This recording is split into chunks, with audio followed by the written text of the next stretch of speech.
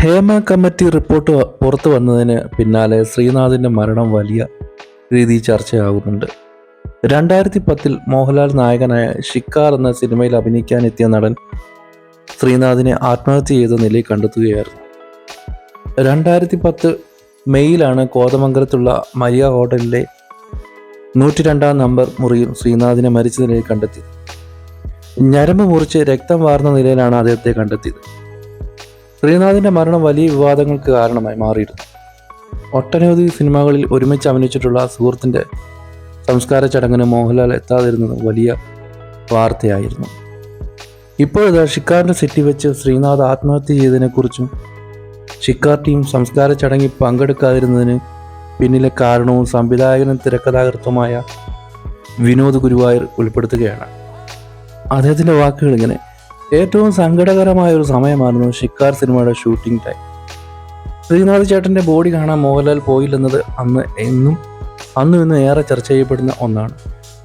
അതുമായി ബന്ധപ്പെട്ട് ഷിക്കാറിൻ്റെ സെറ്റിലുണ്ടായിരുന്ന ആരും മറുപടി പറഞ്ഞിട്ടില്ല. എന്താണ് സംഭവിച്ചതെന്നും അതിൻ്റെ സത്യവും ആളുകൾ അറിയണമെന്ന് തനിക്ക് തോന്നിയത് കൊണ്ടാണ് താനിപ്പോൾ ഇതെല്ലാം തുറന്നു പറയുന്നത്. ഷിക്കാറിലേക്ക് കാസ്റ്റ് ചെയ്യുമ്പോൾ ശ്രീനാഥ് ചേട്ടൻ്റെ മറ്റൊരു സിനിമയും ഉണ്ടായിരുന്നില്ല. ശ്രീനാഥ് മോഹൻലാൽ കോംബോ വീണ്ടും കാണാനുള്ള ആഗ്രഹം കൊണ്ട് കൂടിയാണ് ഷിക്കാറിലേക്ക് അദ്ദേഹത്തെ കാസ്റ്റ് ചെയ്തത്. അന്നാണ് താൻ പുള്ളിയെ ആദ്യമായി പരിചയപ്പെടുന്നത്. നല്ല മനുഷ്യനാണ് അദ്ദേഹം. ഒരു പ്രശ്നവും അദ്ദേഹം സെറ്റിലുണ്ടാക്കിയിട്ടില്ല. ആദ്യ ദിവസത്തെ ഷൂട്ട് കഴിഞ്ഞ് പിറ്റേ ദിവസം തങ്ങൾ ഷൂട്ടിംഗ് ടീം താമസിച്ചിരുന്ന ഹോട്ടൽ മുറികൾ എത്രയും വേഗം ഒഴിഞ്ഞു കൊടുക്കണമെന്ന് പറഞ്ഞ് ഒരു കോൾ വന്നു. ഹോട്ടലുകാരും ശ്രീനാഥ് ചേട്ടനും തമ്മിൽ വഴക്കുണ്ടായതാണ് പ്രശ്നം. പിന്നെ 2 ദിവസം കഴിഞ്ഞാണ് ശ്രീനാഥ് ചേട്ടനുള്ള ഷൂട്ട്. സെറ്റിൽ കൃത്യസമയത്ത് ലാലേട്ടൻ എത്തിയിരുന്നു. പക്ഷേ ശ്രീനാഥ് ചേട്ടൻ വന്നിരുന്നില്ല. 3 മണിക്കൂറോളം തങ്ങൾ കാത്തു. പക്ഷേ ഹോട്ടലിലേക്ക് വിളിച്ചപ്പോഴാണ് രാത്രി ഫ്രണ്ട്സിനൊപ്പം പുറത്തു പോയപ്പോൾ പ്രശ്നമുണ്ടായി. പോലീസ് സ്റ്റേഷനിൽ പോയിരുന്നുവെന്നും എല്ലാം കഴിഞ്ഞ് വൈകിയാണ് ശ്രീനാഥ് ചേട്ടൻ വന്നതെന്നും അതുകൊണ്ട് ഉറങ്ങി എഴുന്നേറ്റിട്ടില്ലെന്നും അറിയാൻ കഴിഞ്ഞു. 60 ദിവസത്തെ ഷൂട്ടായിരുന്നു ഷിക്കാറിന്. 45 ദിവസം ശ്രീനാഥ് ചേട്ടന് ആവശ്യമുണ്ട്.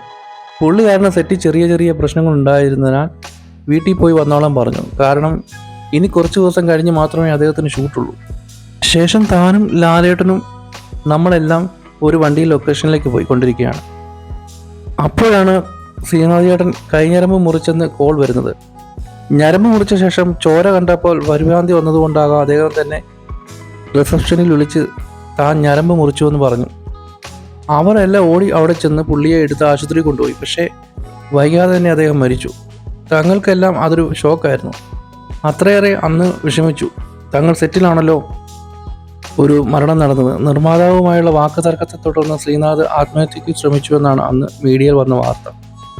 സത്യം അതല്ലെന്നും തങ്ങൾ വിളിച്ചു പറഞ്ഞതോടെ ആ വാർത്ത പിൻവലിച്ചുവെന്നും വിനോദ് ഗുരുവായൂർ പറയുന്നു. ലാലേട്ടനൊക്കെ ശ്രീനാഥ് ചേട്ടൻ്റെ മരണം ഭയങ്കര ഷോക്കായിരുന്നു. അദ്ദേഹം ആശുപത്രി വന്നിരുന്നു. അതുപോലെ ഷിക്കാർ സിനിമ പ്രവർത്തകർക്കെതിരെ അന്ന് പ്രതിഷേധം അടക്കമുള്ളവ നടന്നിരുന്നു. അതിനാ പോലീസ് ഓഫീസർ പറഞ്ഞു ഷിക്കാറിലെ ആരും ശ്രീനാഥിൻ്റെ സംസ്കാര ചടങ്ങിന് പോകണ്ടെന്ന്. സംസ്കാര ചടങ്ങിൽ പോയി കൂടുതൽ പ്രശ്നമുണ്ടാക്കാതിരിക്കാനാണ് താങ്കളും പോകാതിരുന്നതെന്നും വിനോദ് പറയുന്നു. എൻ്റെ ഒരു കണക്കുകൂട്ടൽ ചിലപ്പോൾ അദ്ദേഹത്തെ ആ സിനിമയിൽ നിന്ന് മാറ്റിയപ്പോൾ ഉണ്ടായ ഒരു വിഷമത്തിൽ അദ്ദേഹം ചിലപ്പോൾ ആത്മഹത്യ ചെയ്തതാവാം. സിനിമയാണല്ലോ, കുറേ വർഷങ്ങൾക്ക് ശേഷം അദ്ദേഹത്തിന് കിട്ടുന്ന സിനിമ. അതിൽ നിന്ന് അവിടെ ഉണ്ടായ പ്രശ്നത്തിൻ്റെ പേരിലോ എന്തിൻ്റെങ്കിലും പേരിലോ അദ്ദേഹത്തെ മാറ്റിയപ്പോൾ ഉണ്ടായൊരു വിഷമത്തിൽ അദ്ദേഹം ചെയ്തതാവാം. ആ റോൾ ചെയ്തത് പിന്നെ ലാലു ആണ്.